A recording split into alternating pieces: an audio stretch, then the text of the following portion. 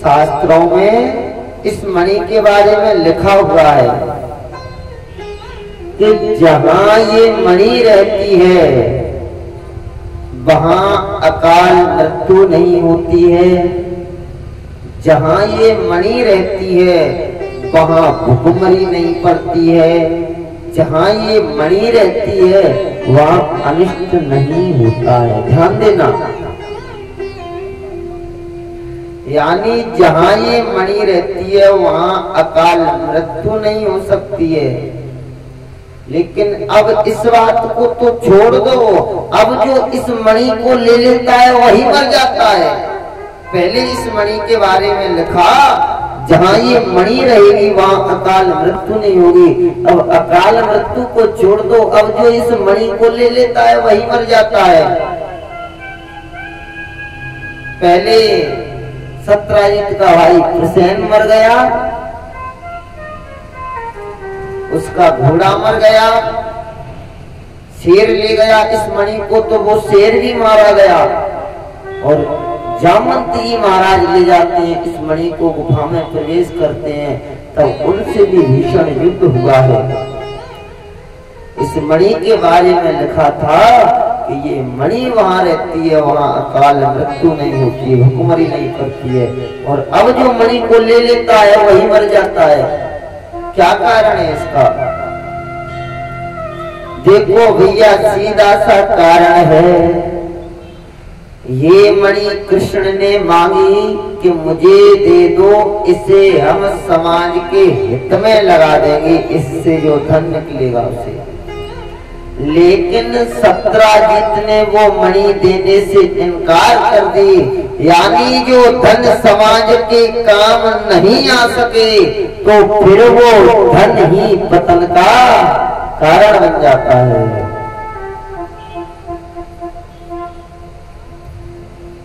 इसीलिए व्यक्ति पर जितना धन होता है, अगर जरूरत से ज्यादा धन है तो आप उसका दान करिए, आप उसे समाज के हित में लगाइए।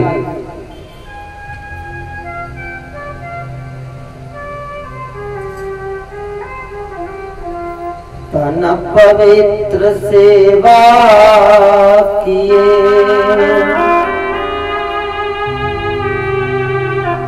धन पवित्र करे दान,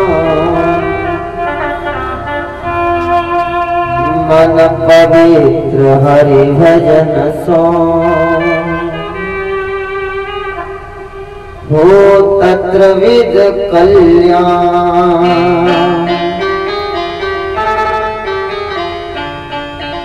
तन की शुद्धि सेवा है, गुरुओं की माता पिताओं की सेवा करें। धन पवित्र कर दान, अगर जरूरत से ज्यादा धन है तो उसमें से दान करिए, ये धन की शुद्धि है। मन पवित्र हरि भजन सो, और ये मन की शुद्धि क्या है? भगवान का भजन। अगर भगवान का भजन करोगी तो ये मन शुद्ध रहेगा। हो तत्र विद कल्याण, ऐसे व्यक्ति का सब प्रकार से कल्याण हो जाता है।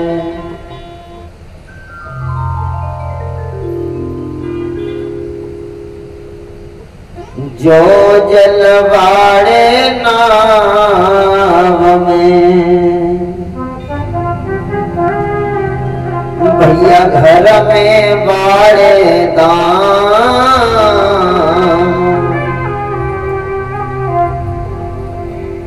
दोनों हाथ यूं लीजिए, यह सज्जन को काम।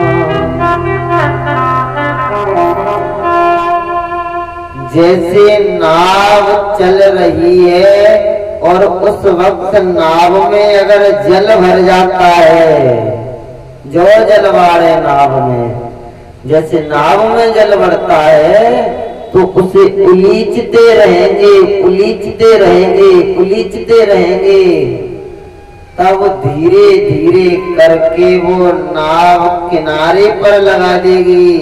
अगर जल भर जाने दिया, नहीं उसे उलीचा, तो वो नाव भी डूब मरेगी और आपको भी डुबा ले जाएगी।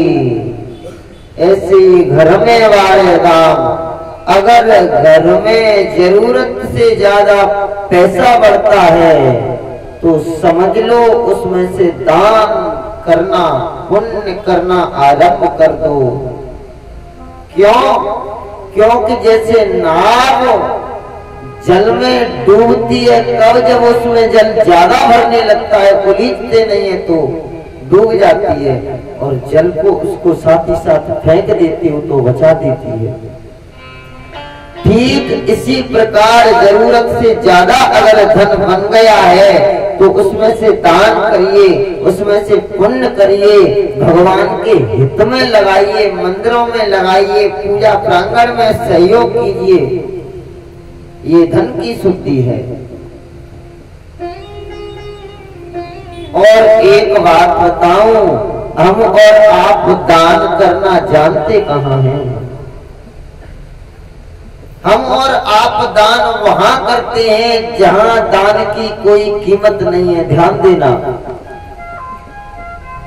वीआईपी जिनके करोड़ों रुपए के आश्रम बने हुए हैं,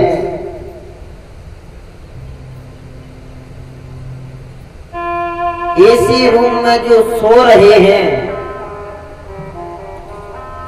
चार गाड़ी रखे हुए हैं,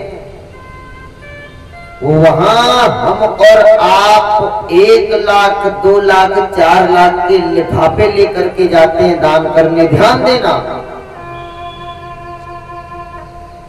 कोई मतलब नहीं है। दान वहां दो जहां दान की कीमत हो, उसके यहां तेरी कोई कीमत नहीं है। लेकिन दान देना सीखे। दान कहाँ दिया जाता है? गरीब एक रोटी के लिए भूखों तरस रहा है, उसके लिए हम एक रोटी नहीं दे सकते हैं। घर पे भिखारी आता है, उसे तुम खाली हाथ लौटा देते हो, एक चुटकी आटा नहीं दे सकते हो, और करोड़ों के लिफाफे लेकर के तुम वीआईपी व्यवस्था में देने जा रहे हैं। एक बात बता दूं, जिनके पास में कोई कमी नहीं है, भगवान की कृपा से सब कुछ दिया हुआ है, ऐसे स्थान पर तुम करोड़ों रुपए का दान लेकर के जा रहे हैं, और भूखे को एक रोटी के लिए तरस रहा है, उसे एक चुटकी आटा नहीं दे सकते हैं। कोई मतलब नहीं है तुम्हारा इस दान का। अगर तुम गरीब के यहाँ दान दोगे तो कीमत रहेगी। अगर तुम पैसे वाले के यहाँ 1 लाख का लिफाफा लेकर के गए, फिर भी कोई कीमत नहीं है, और गरीब भूखा है पेट से, उसे तुम 10 रुपए भी दे दोगे तो वो तुम्हें बार बार आशीर्वाद देगा, बेटा तू खरे, बेटा तू भूले। हम और आप दान देना जानते कहाँ है? दान कहाँ दिया जाता है? जहाँ दान की आवश्यकता है, दान वहां दो। ये धन की शुद्धि है। ये